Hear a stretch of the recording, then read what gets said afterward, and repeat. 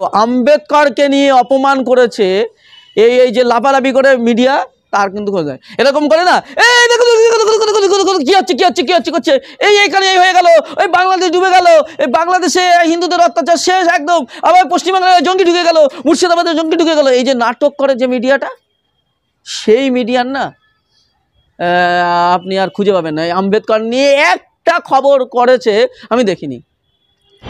জিআইতে আপনাদের সকলকে স্বাগত জানাচ্ছি, রয়েছি আমি শাকিরুল ইসলাম। আজকে যে বিষয়টা নিয়ে আলোচনা করব সেটা হচ্ছে বিজেপি এবং আরএসএস এর ভণ্ডামি। দেশের স্বরাষ্ট্রমন্ত্রী অমিত শাহ, বিজেপি নেতা, সংসদে দাঁড়িয়ে তিনি বলছেন আম্বেদকর আম্বেদকর আম্বেদকর, বারবার আম্বেদকরের কেন নাম নিচ্ছেন, ওতে ভগবানের নাম নিলে পুণ্য হতো। আরে ভগবানের নাম আপনি নিতে পারেন, আপনি যদি মনে করেন পুণ্য হয় তাহলে আপনি নিতেই পারেন, কিন্তু আম্বেদকরকে অপমান করার অধিকার আপনাকে কেউ দেয়নি। কারণ এই যে আম্বেদকরকে নিয়ে বলছেন ডক্টর বি আর আম্বেদকর বাবা সাহেব, তিনি হচ্ছেন ভারতের সংবিধান প্রণেতা, যিনি সংবিধান রচনা করেছেন। আমরা যে হিন্দু মুসলিম শিখ ইসাই এই যে আমরা আজকে মিলেমিশে বসবাস করছি, বা আপনি যে সংসদের ভিতরে সাংসদ হয়ে নির্বাচন হয়ে গিয়েছেন এই জনগণের ভোটে, সেটাও কিন্তু আম্বেদকর তৈরি করে দিয়ে গেছেন, আপনি তাকে অপমান করছেন। আসলে বিজেপি আরএসএস এর দীর্ঘদিনের দাবি ছিল যে তারা সংবিধান পরিবর্তন করে মনুসংহিতাকে নিয়ে আসবে, আর তার অনেকগুলো ধাপ তারা পেরিয়েছে, এবং তার শেষ ধাপ আপনাদেরকে জানিয়ে রাখি, এই আম্বেদকরকে অপমান করার জন্য অমিত শাহ কিন্তু আর নীরবে শান্তিতে ঘুমাতে পারবেন না। অমিত শাহর ঘুম কেড়ে নেওয়ার জন্য দেশের জনগণই যথেষ্ট। কারণ একদিকে বিরোধী রাজনৈতিক দলগুলো তারা রাজনৈতিক স্বার্থে তারা বিরোধিতা করছেন বটেই, তাদের বিরোধিতা করতে হবে জনগণের স্বার্থে, কিন্তু সাধারণ মানুষও কিন্তু বসে নেই। অমিত শাহের এই কথায় কেউ কিন্তু মেনে নেবে না, সবাই অলরেডি প্রতিবাদ শুরু করেছে। অমিত শাহ বুঝতে পারছে না কত বড় একটা ভুল করে ফেলেছেন, এর খেসারত অমিত শাহকে দিতে হবে। আর ঠিক এই সময় উল্টো দিকে অমিত শাহর যিনি বস মোহন ভাগবত, আরএসএস এর প্রধান, হঠাৎ করে নাটক শুরু করেছেন। কি না, তিনি বলছেন যে রাম মন্দির আর হচ্ছে বাবরি মসজিদ ইস্যু আমরা আর নতুন করে চাই না, কারণ বাবরি মসজিদ ভেঙে রাম মন্দির করা হিন্দুদের আবেগ ছিল, তাই সেটা করেছি, আর নতুন করে চায় না। এটা কখন বলছেন? যখন সুপ্রিম কোর্ট রায় দিয়েছে যে কোনো ধর্মীয় উপাসনালয়ে তার পরিবর্তন করা যাবে না, কারণ এটা আইন রয়েছে।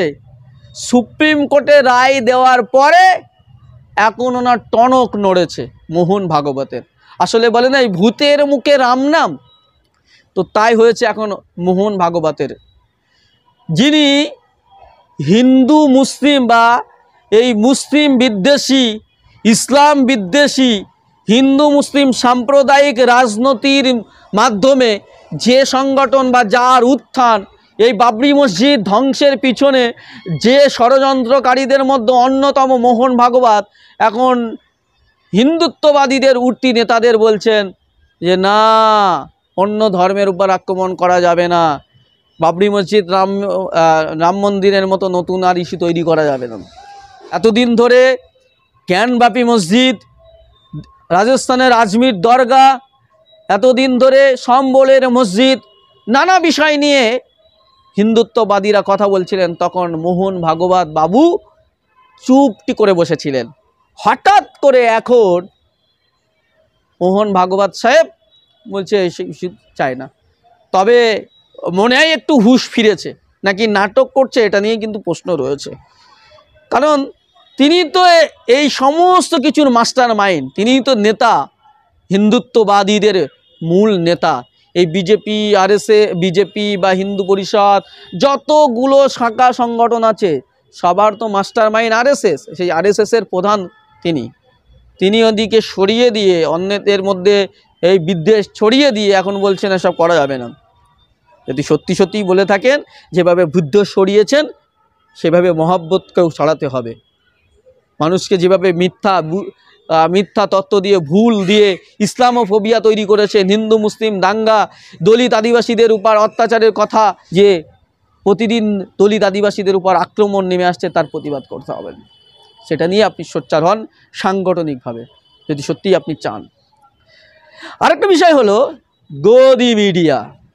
আমাদের দেশের গদি মিডিয়া এখন উঠে পড়ে লেগেছে রাহুল গান্ধী নাকি 2 সাংসদকে ধাক্কা মেরেছেন, এবং এমন ধাক্কা দিয়েছে মাথা টাথা ফেরে গেছে।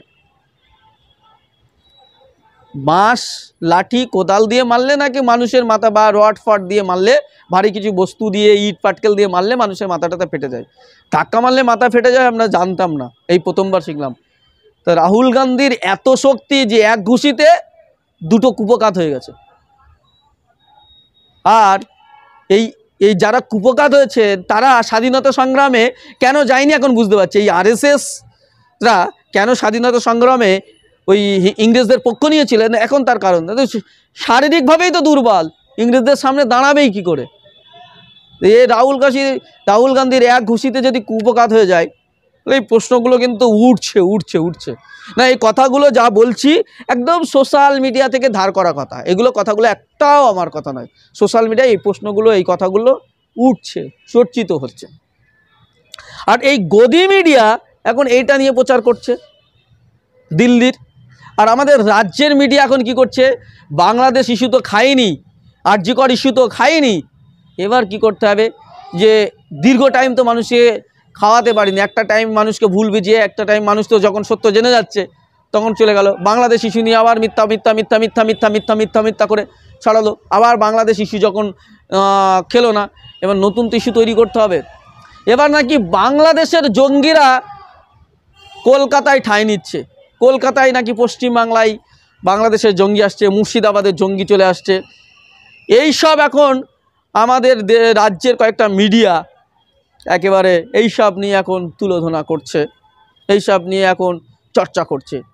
অথচ আম্বেদকরকে নিয়ে অপমান করেছে এই যে লাফালাফি করে মিডিয়া, তার কিন্তু খোঁজ নেয়। এরকম করে না, এই দেখো কি হচ্ছে করছে, এইখানে এই হয়ে গেল, ওই বাংলাদেশ ডুবে গেল, এই বাংলাদেশে হিন্দুদের অত্যাচার শেষ একদম, আবার পশ্চিমবাংলায় জঙ্গি ঢুকে গেল, মুর্শিদাবাদের জঙ্গি ঢুকে গেল, এই যে নাটক করে যে মিডিয়াটা, সেই মিডিয়ার না আপনি আর খুঁজে পাবেন না। আম্বেদকর নিয়ে একটা খবর করেছে আমি দেখিনি, একটা খবর তাদের চ্যানেলগুলো আমি ঘেটে দেখছিলাম, এক খবর করেনি। এবার কি না, মুর্শিদাবাদে নাকি জঙ্গি আসছে, বলে মাদ্রাসায় জঙ্গি যোগ, খারিজি মাদ্রাসায় নাকি জঙ্গি আসছে। এই কদিন আগে একটা সাংবাদিক ছিল না, ওই যে সন্দেশখালিতে হিংসা ছড়াতে গিয়ে পুলিশ গ্রেপ্তার করেছিল, তাকে নাকি উদ্যম মাধ্যম দিয়েছিল কি জানি না, তবে তাকে গ্রেপ্তার করেছিল অন ডিউটি করা অবস্থায়। সন্দেশখালিতে যে দাঙ্গা বা সন্দেশখালী অশান্তি ছড়াচ্ছিল, হিন্দু মুসলিম ইস্যু তৈরি করেছিল, যে সাংবাদিক সবসময় বলে আরে এখানে ওই হচ্ছে, ওখানে সেই হচ্ছে, এখানে সে হচ্ছে, বাংলায় হচ্ছে, এটা কি, সেই সাংবাদিক কিন্তু এখন কিন্তু পুরো ঠান্ডা হয়ে গেছে। আবার সেই সাংবাদিক এখন নতুন করে জঙ্গি যোগ বলছে। আমি বলছি না, কে বলছে নাকি প্রশাসন বলছে, পুলিশের লোকজন। এই কই বিবৃতি কই, তাদের নোটিফিকেশন কই, সেটা দিইনি, বলছে আমি বলছি না, ওই নাই বলছে, বা প্রশাসনের লোকজন বলছে, পুলিশ বলছে। তো পুলিশের কোন আধিকারিক বলছে, কোন কর্তা বলছে, তার বাইট কই বা তার প্রেস বিবৃতি কোথায়, সেইটা দেখাতে পারছে না। ও নিজেই বলছে বলে আর আমি বলিনি। এই যে মিথ্যা তথ্য, মানুষকে ভ্রান্ত ধারণা, মুসলমান বিদ্বেষী তৈরি করা অমুসলিম ভাইদের, মাদ্রাসা মানে জঙ্গি, এই যে মিথ্যা ন্যারেটিভ ছড়ানো, এই হচ্ছে এই যে পাবলিক। আর বললাম না, ওই বুঝে নেন, ওই চ্যানেল, ওদের নাম বলে আর প্রচার করে লাভ নেই। এমনি তো ওরা বাঁদরের থেকে বেশি লাফালাফি করে। আমি দেখিনি বাঁদরের বেশি নাচ গাছে জঙ্গলে, কিন্তু ওই আমাদের পাড়ায় ছোটোবেলায় দেখতাম ওই হনুমান বা বাঁদরগুলোকে নিয়ে ওই লোকজন নিয়ে আসতো, হচ্ছে গিয়ে খেলা দেখাতো, বাঁদর খেলা। আর ওই আমরা 1 টাকা 2 টাকা ছোটোবেলায় যেটা 10 পয়সা 20 পয়সা দিতাম, এরকম আমার ঠিক মনে নেই এরকম। তো সে তাদের ওই বাঁদর নাচ দেখেছিলাম, এই স্টুডিওর ভিতরে দেখি বাঁদর নাচ, রাস্তাঘাটেই বাঁদর নাচ, আবার কখনো ট্যাক্সির উপরে উঠে যাবে, বুঝতে পারছেন, সাংবাদিকতা করতে এসে কখনো ট্যাক্সির উপরে উঠে যাবে।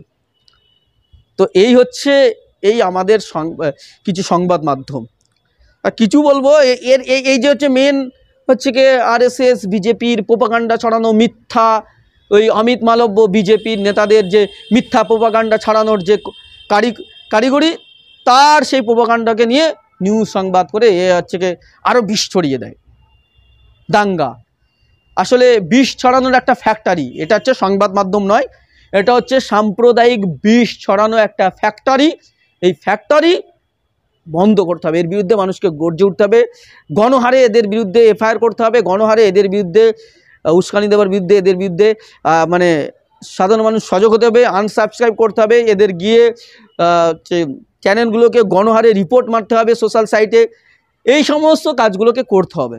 কারণ এই যে বিষ ছড়াচ্ছে, এই বিষ ছড়ানোকে বন্ধ করে দিতে হবে। এবং আমাদের ওই চ্যানেলের যিনি স্টুডিওর ভিতরে বেশি লাপালাপি করেন, উনি তো আবার শুনছি ওপার বাংলার, উনি বাংলার মানুষই নয়। ওনার যদি চেক করা হয় যে ভাই আপনি যে ভারতের নাগরিক, তার তথ্য দিন, সে দিতে পারবে না, কারণ তার বংশ, তার সব কিছু ওপার বাংলার। সে আবার বেশি অনুপ্রবেশ ঢুকছে, এই ঢুকছে সেই ঢুকছে বলে বেশি লাপালাপি করছে, সেই নিজে অনুপ্রবেশকারী। আমার কথা না, এই কথাটা বলেছেন এনআরসি নিয়ে বিশাল চর্চা করেছেন যিনি সবসময় এই এনআরসির উপরে চর্চা করেছেন, সেই মানিক ফকির লেখক, সেই মানিক ফকির বলে দিয়েছেন ওই চ্যানেলের ওই যে সাংবাদিক বেশি লাপালাপি করে স্টুডিওর ভিতরে, যাকে বাংলাদেশের কন্টেন্ট ক্রিয়েটারটা বলে দিয়েছে না, ওই মলম বিক্রেতা, ওই সাংবাদিকের কথা বলছি, ওই মলম বিক্রেতা সাংবাদিক হচ্ছে কি, ও হচ্ছে ওপার বাংলা থেকেই আসা। এখন যা পরিস্থিতি করে দিয়েছে, বাংলাদেশের লোককেও তো ওকে নেবে না, আর ভারতে ও যে সাম্প্রদায়িক ইস্যু তৈরি করেছে, এনআরসি হলে নামটা লিস্টে আগে যাবে, কারণ সে তো ওপার বাংলা থেকে এসছে। এটা আমার কথা নয়, এটা হচ্ছে মানিক ফকিরের কথা, ও আগে ধরা পড়বে। তো যাই হোক, এই হচ্ছে মিডিয়া।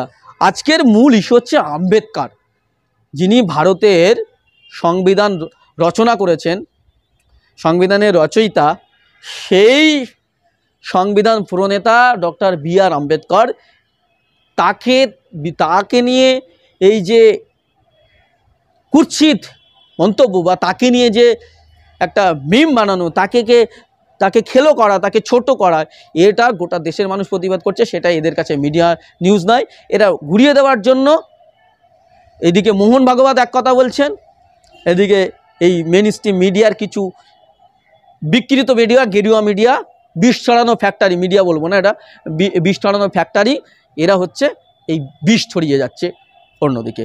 তো প্রিয় দর্শক, আজকের মতো এখানে শেষ করছি, দেখা হচ্ছে অন্য কোনো এপিসোডে। ততক্ষণ ভালো থাকবেন, সুস্থ থাকবেন, ধন্যবাদ।